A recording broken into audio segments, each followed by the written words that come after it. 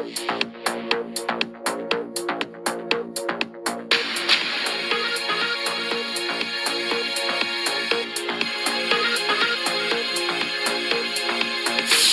ጤና ይስጥልን ክቡራን የዩቲዩብ ቤተሰቦች፣ የሰዓቱን አጫጭር መረጃዎች እየቀርብ ያለው እስከ ፍጻሜው አብራችሁን ቆዩ።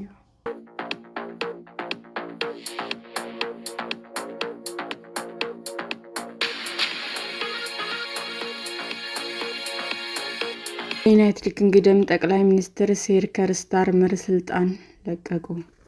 ሰር ኬር ስታርመር ከዩናይትድ ኪንግደም ጠቅላይ ሚኒስትርነት እንዲሁም ከሌበር ፓርቲ መሪነት መልቀቃቸውን አስታወቁ። ጠቅላይ ሚኒስትሩ ጽሕፈት ቤት ከሚገኝበት ዳውኒንግ ስትሪት ነበር 10 ዛሬ በሰጡት መግለጫ ከ2 ዓመት በፊት ወደ ጠቅላይ ሚኒስትርነት መምጣታቸውን በሕይወት የሚያኮራ ቅጽበት ነው ብለዋል።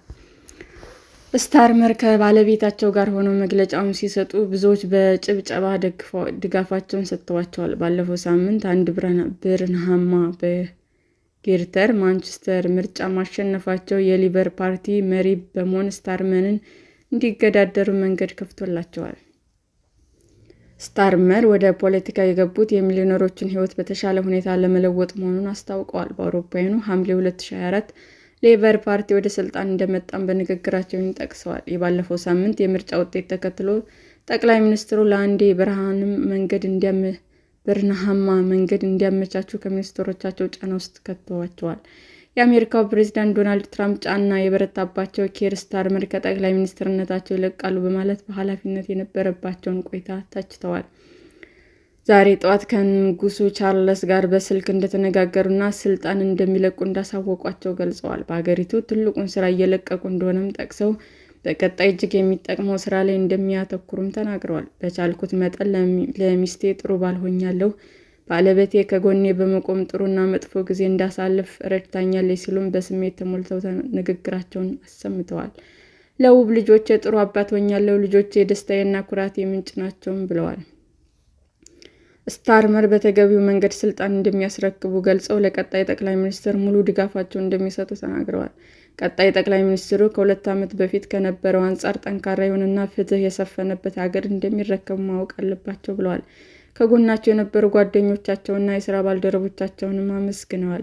ስታርመር የተረከቡት ፓርቲ በፖለቲካ፣ በፋይናንስና በሞራል የላሸቀ እንደነበረ ጠቅሰው በተደጋጋሚ ፓርቲው አብቅቶለታል ሲባል መስማታቸውን በንግግራቸው ጠቅሰዋል።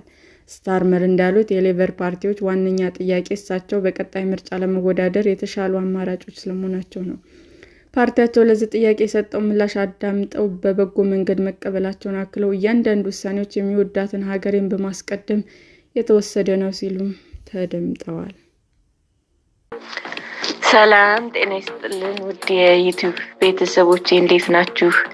አዲስ ጀማሪ ነኝና ሰብስክራይብ ያደረጋችሁ አበረታቱኝ። አመሰግናለሁ። የዩቲዩብ አድማጮቻችን ለሰዓቱ ያቀረብኩላችሁ አጫጭር መረጃዎች ይህንን ይመስል ነበር። በሌላ መረጃ እስክንገናኝ ሼር፣ ላይክ፣ ሰብስክራይብ እንዲሁም ቢቀርብልን የምትሉት መረጃ ካለ ኮሜንት እያደረጋችሁ ቸር ቆዩን።